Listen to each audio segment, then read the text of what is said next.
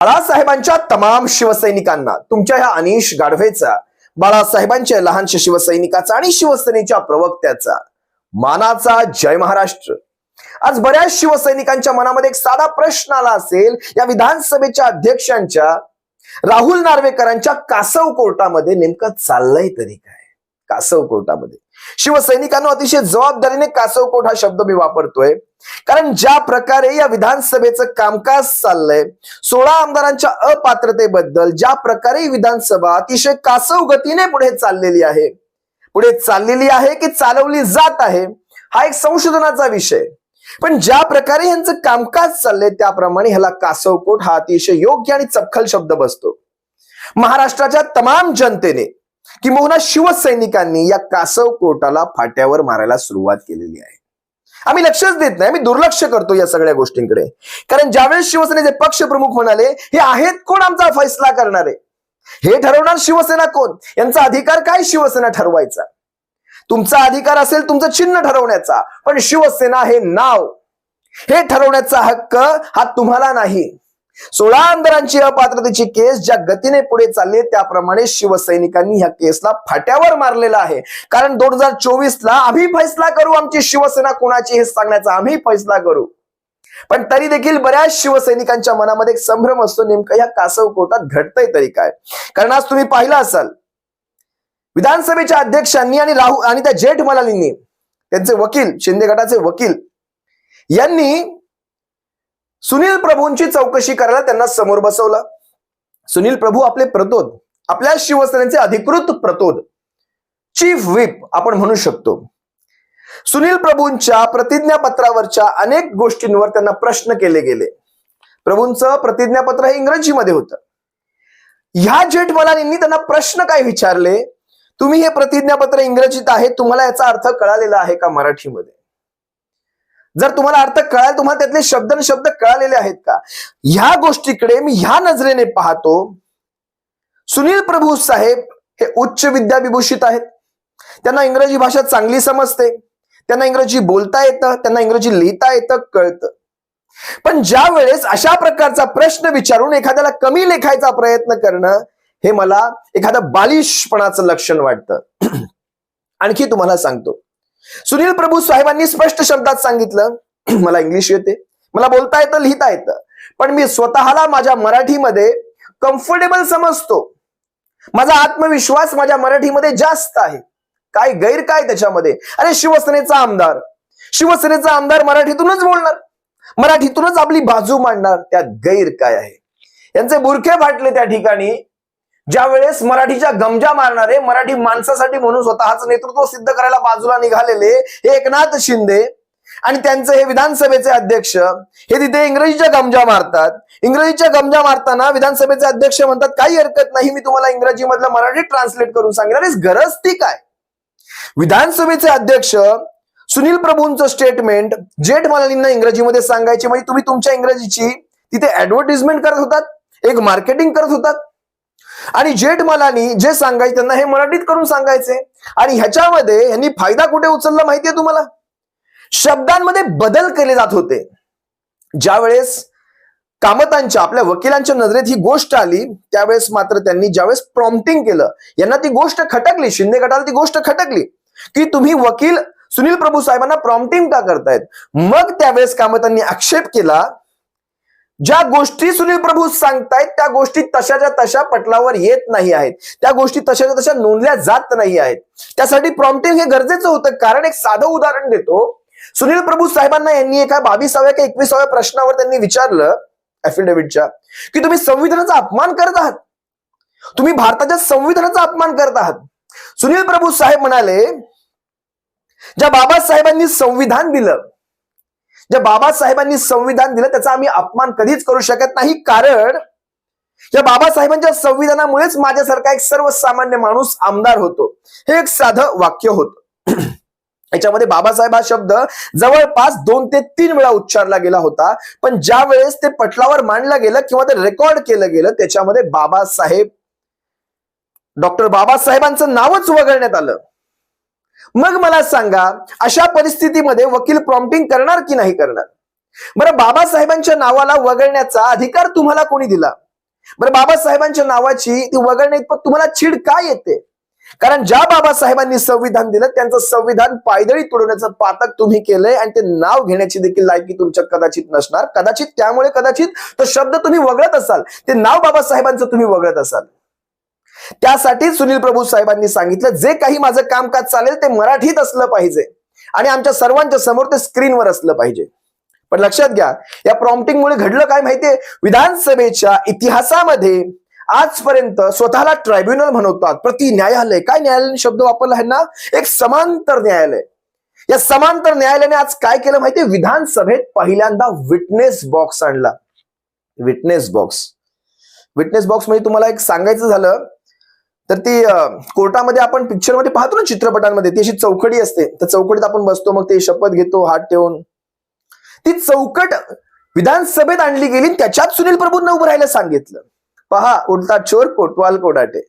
घरामध्ये चोरी झाली, त्यालाच विटनेस बॉक्स मध्ये उभा करण्यात आला आणि ज्याने चोरी केली तो समोर उभा राहून प्रश्न विचारत होता. ज्यावेळेस हे असं दृश्य माझ्या डोळ्यासमोर आलं त्यावेळेस मात्र मनामध्ये एक विचार येऊन गेला की या भारताच्या, या देशाच्या लोकशाहीचा प्रवास अस्ताच्या दिशेने किती सुंदर पद्धतीने चालू आहे. या देशाच्या लोकशाहीचा प्रवास अस्ताच्या दिशेने चालू आहे.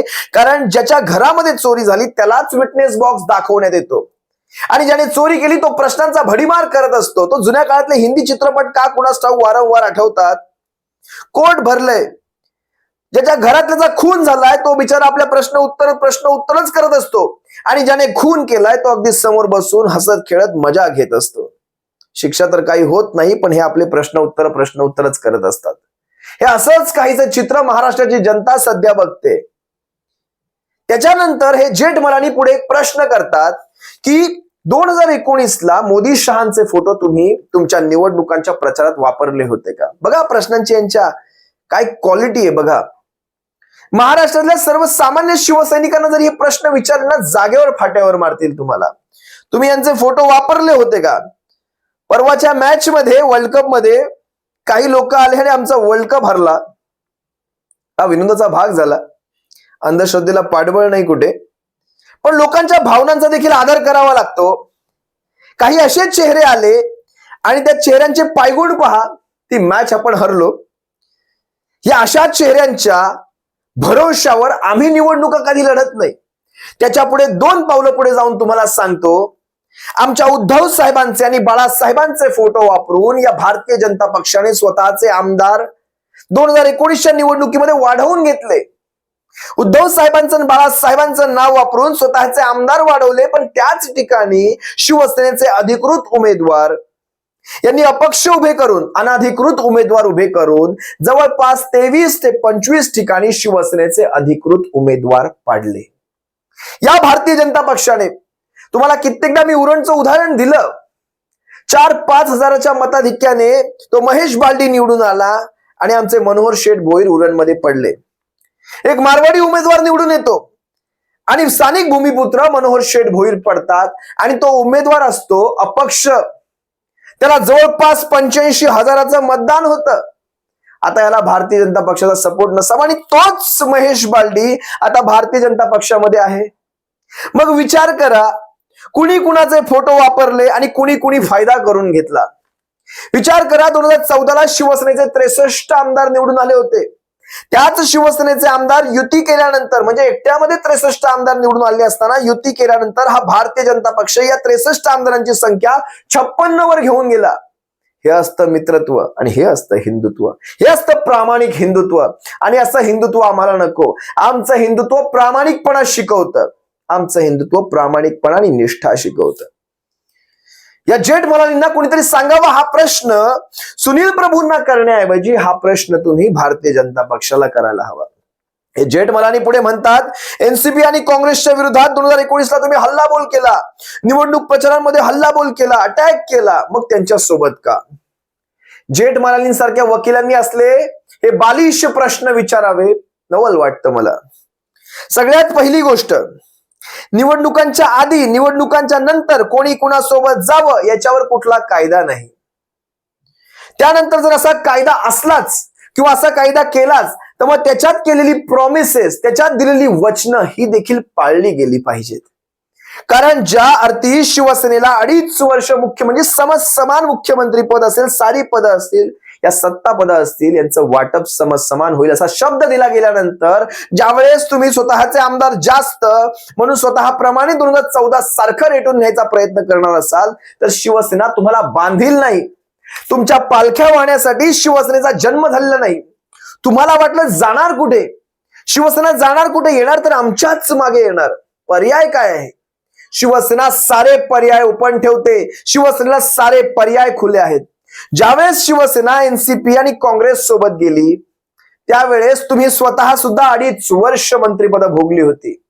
जे आता पलीकडे बसलेले आहेत, प्रतिवादी म्हणून जे पलीकडे बसलेले आहेत, सुनील प्रभू म्हणाले तुम्ही स्वतःच सरकारांमध्ये होतात, तुम्ही स्वतः मंत्रिपद भोगत होतात. मग असं असताना तुम्हाला 2.5 वर्षांनंतर ते तुम्हाला अचानक सुचायला लागलं की अरे काहीतरी आम्ही जनतेच्या मतांशी प्रार्थना केले. कुठे जनतेची मतं, कुठे वैयक्तिक स्वार्थ.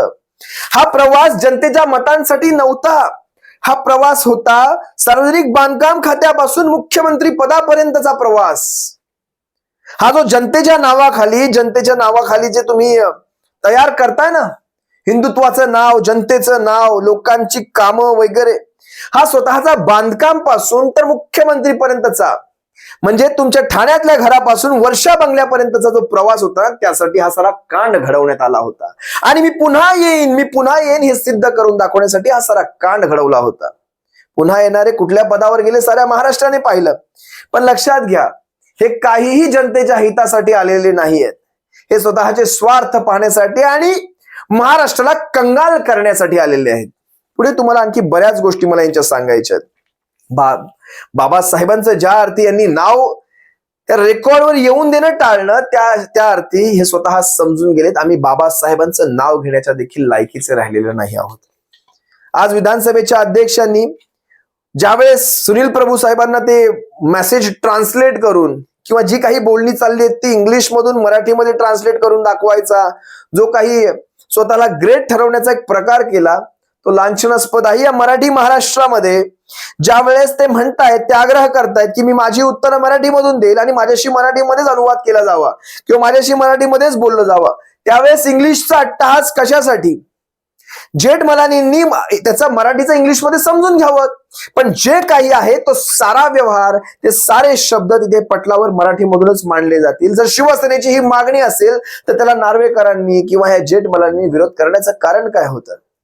आणि तिथे हे समोर प्रतिवादी बसले, हे स्वतःला मराठीचा पुळका मिळवतात, टेंभा मिळवतात. त्यांनी देखील याला विरोध करू नये. हे किती बाळासाहेबांचे विचार आम्ही पुढे घेऊन चाललोय वगैरे वगैरे म्हणणारे आज या सत्ताच्या लोभापायी, या सत्तेच्या मुकुटापायी आज कुणाच्या खाली जाऊन मिंधे झालेले आहेत. तेव्हा महाराष्ट्र पाहतोय. असो, मी तुम्हाला मगाशी म्हणालो 2024ला महाराष्ट्राची जनता ठरवेल. आजच्या या कासव कोर्टामध्ये खऱ्या अर्थाने वेळकाढूपणा झालेला आहे. कितीही काहीही करा, 31 डिसेंबर ही तुमची शेवटची मर्यादा. कब तक खैर मनाएगी बकरे की अम्मा, मगाशी म्हणालो कब तक खैर मनाएगी बकरे की अम्मा, आज नहीं तो कल वो दिन आना ही है. 31 डिसेंबरच्या आत तुमचा कार्यक्रम हा वाजलेला असेल. जर तुम्हाला तुमचे निर्णय घेता येत नसतील 31, कारण शिवसेना शेवटी आटोकाट प्रयत्न करते लवकरात लवकर ज्या ज्या गोष्टी आहेत त्या गोष्टींची पूर्तता करून टाकायची. तुम्हाला ज्या गोष्टी पाहिजे आधीच पूर्तता केलेली असते. त्यामुळे एक प्रश्न 3 वेळा विचारणं, ज्या प्रश्नांचा कुठेही कशाशी संबंध नाही असे प्रश्न विचारत बसून दिवस फुकट घालणं, ही कामं मात्र ह्यांच्याकडून अगदी योग्य पद्धतीने चालू आहेत. जास्त काही या विषयावर बोलत नाही. शिवसैनिकांनो, या केसकडे आपण ह्याच अर्थाने बघायचं. या केसकडे काही विशेष एवढं अपेक्षा ठेवायच्या नाही. जे काही आहे माननीय सुप्रीम कोर्टामध्ये यांचा कार्यक्रम आपण करेक्ट लावलेला आहे. फक्त ती वेळ तिथपर्यंत जाऊ द्या. 31 डिसेंबर, या 31 डिसेंबरच्या डेडलाईनच्या आतमध्ये यांचा जो काही पोरखेळ चाललाय तो पाहत राहा. पुढे यांचा पोरखेळ कसा करायचा आणि कार्यक्रम कसा वाजवायचा ते आपण ठरवूयात. तुम्हाला सर्व शिवसैनिकांची रजा घेतो. सप्रेम जय महाराष्ट्र. बाळासाहेबांच्या शिवसैनिकांनो, काळजी घ्या. जय महाराष्ट्र.